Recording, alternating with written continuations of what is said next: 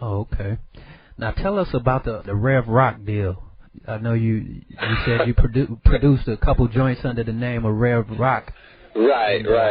Was that also before Three Boys? That was my little I'm a rapper period. When I thought I was really gonna do this rap thing real hard. Like when I broke into the industry, my intention was to be a rap producer. Like I was really hard on the whole rap thing and the sampling and the beats and the rhymes and all of that. That was my thing. But the funny thing about it was that every time I kept going into execs' offices, trying to shop material, trying to shop myself as an artist and so on and so forth, they kept looking at me and saying, you got that R&B vibe. You got that R&B vibe.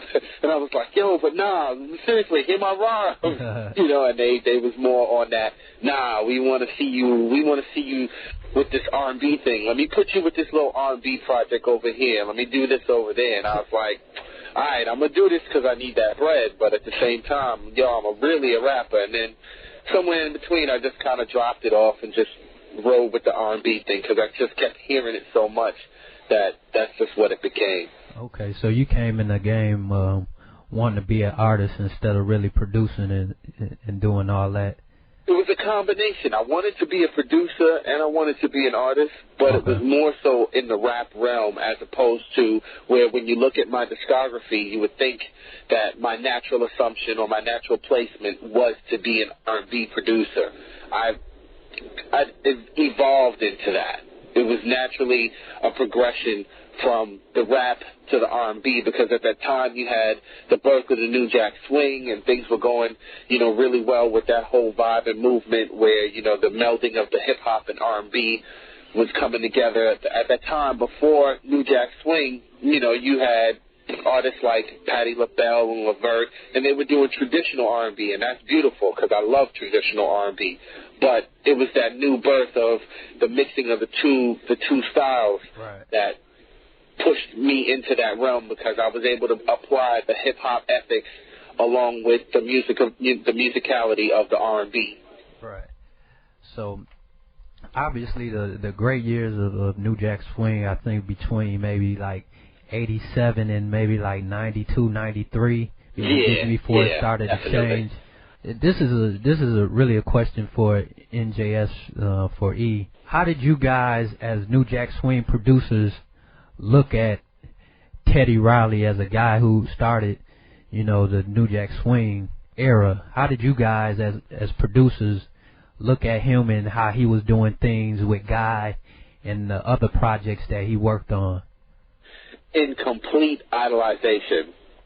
In complete idolization. Hands down, Teddy Riley is the man that changed the face of music at that point because, like I said, before then you had artists like Patti LaBelle, Bobby Womack, Tina Turner, Michael Jackson, so on and so forth, but they were all doing more of a traditional styled R&B, you know what I mean? He helped open that door up where it broke realms that those that liked rap but didn't like R&B now were liking R&B because there was an R&B that they could identify with. The R&B that they might have heard previously outside of those few classic songs that were coming out and broke the folds on both sides were more geared toward our parents, the adults. You know what I mean? Right. You know, you had songs like Juicy Fruit and Atomic Dog and so on and so forth, which have become hip-hop staples that were more blended in between the two styles. But before that, you know, I mean, outside of that, you had Anita Baker with Rapture and stuff like that, which was more adult-oriented, you know what I mean? But now we had Teddy Riley who brought this whole new vibe in and this whole new style where it was like, wow. You know what I mean?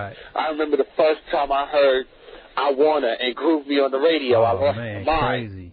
It was songs like that kind of made me say, nah, I really need to take this R&B thing through now that they're talking about it, because before Teddy's New Jack Sound had came out and took the world by storm, they were trying to attempt hip hop and R&B, but what they were doing was they was taking the R&B song that was released and then putting a hip-hop loop underneath it.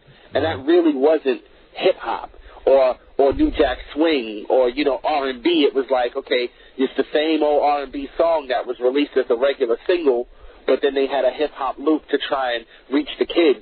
Teddy changed the whole style of it. Was like, nah, this is a melding of gospel and church, a melding of the streets with hip-hop, and a melding of that R&B sensibility that was required to make that kind of material. So we was in complete idolization. Like, I could tell you now, like, half of my programs that I made, I was thinking about how Teddy makes programs, and that's just real. You know what I mean? Of course, I could not be Teddy Riley, so I'm going to do it my own way. But in retrospect, definitely that man, you know, spearheaded a whole movement, and he deserves all the accolades for it. What would you say the secret behind the drum programming and New Jack Swing beats were? What's the secret behind the swing of the drums in a New Jack Swing record? Well, to me, the secret definitely is, like, New Jack Swing is the home of the Akai MPC. You have to use an Akai MPC. I mean, now you can use, you know, programs like Logic and so on, and Pro Tools that offer groove settings that match or copy the MPC. But if you have an MPC, you know, you're pretty much right at home with the format of the New Jack Swing sound. You have to use 16 triplet, and, you know, you have to have your beat, your kick and snare have to be in pocket. Because those are your hard-hitting points. So you have to have them in pocket, and you got to have that beat shuffle, that boom, that kind of thing going. From there, what used to make everything else lay was, you know, you take your hi-hats, and even though they were in swing time, you would throw a little shift on them and throw them behind the beat, so it kind of had like a little sway in between, so it's kind of like drag and pulling at the same time. You do that with your percussion, like your hi-hats, your claps, and so on and so forth, so it has this little drag-pull effect. So while the beat is punching, you've got your percussion kind of swaying and swishing in between, and then you take your loop. You know, if you got a drum loop that's going in between it, you have your drum loop, and you gate it. Like, you know, one of the classic loops that was used a lot in hip-hop in New Jack Swing would be, you know, Sly Stone's Sing a Simple Song. You pan out one side of the beat on the Sing a Simple Song and take the horns out and just have the drums, and then you gate the drums and make them really hard. Or you take something like James Brown's Think About It by Lynn Collins, and you gate those. And definitely you have to get when the beat breaks down there, you got to get the tambourines from that record, because that was definitely in almost every New Jack Swing record. And, you know, things like that, and you put your shuffles together, you put your patterns together, and you make sure that, you know, you got your drum fills in it so that the beat is exciting and, you know, and fast-paced, and you pretty much got the fundamentals of what New Jack Swing was at that time period.